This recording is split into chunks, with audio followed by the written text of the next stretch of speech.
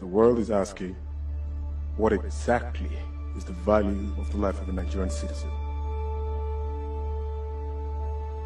Controversies have filled the airwaves and media headlines, debates on who's to blame or who's not.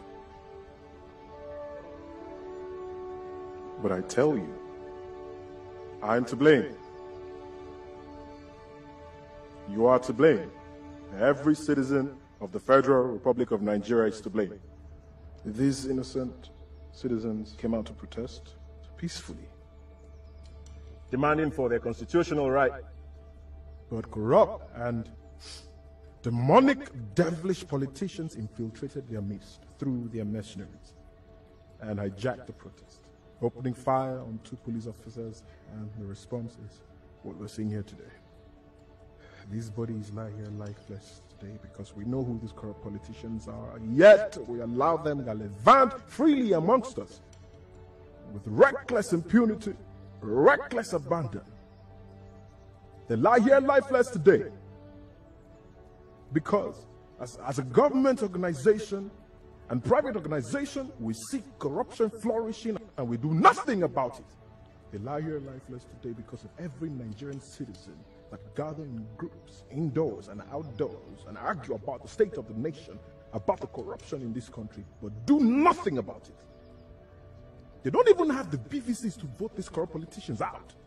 They lie here lifeless today because of every mosque and every church that gathers their members in thousands and hundreds, week in and week out, and don't even mobilize these people to vote these corrupt politicians out. Use your PVCs. Use your PVCs after you pray, because I tell you, you can pray from now till thy kingdom come, but without works, your prayers are dead. Our brothers and sisters feed on wild plants and drink of their own urine so they can quench their thirst from the scorching sun of the Sahara while they cross in search of greener pasture.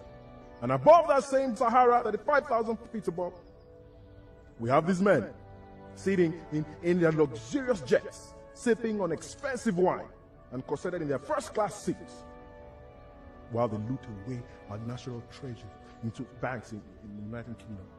Thousands of your brothers and sisters, your sons and daughters, are fed on by sea creatures and sharks, while their boat capsized in the Mediterranean Sea, all because they were looking for greener pastures in a foreign land.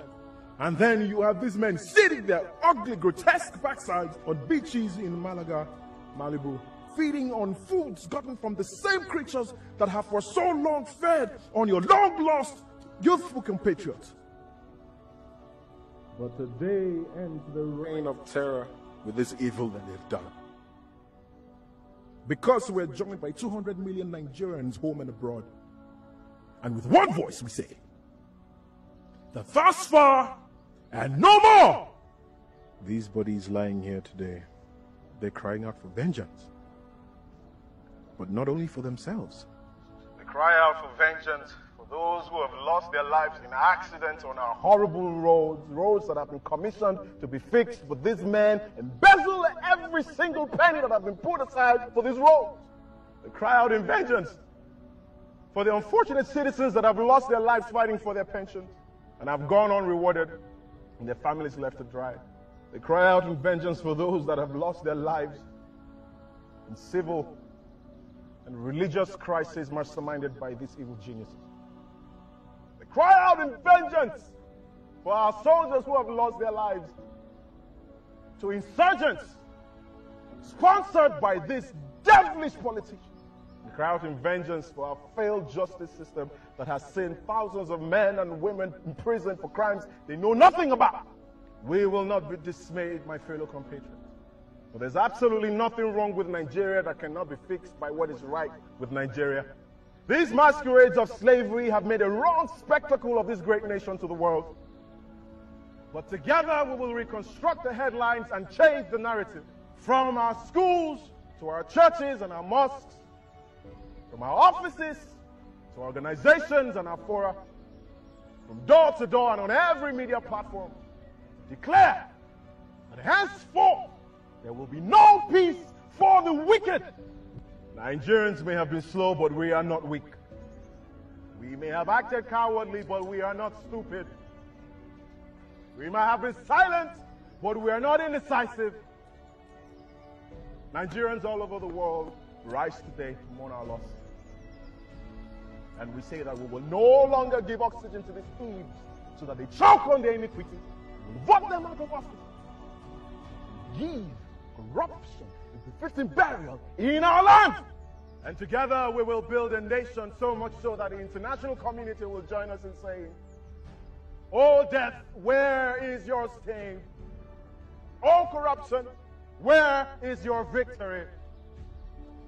So arise, O compatriots, Nigeria's call obey.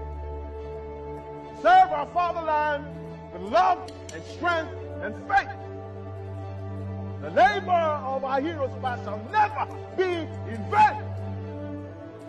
To serve with heart and might, one nation bound in freedom, peace and unity.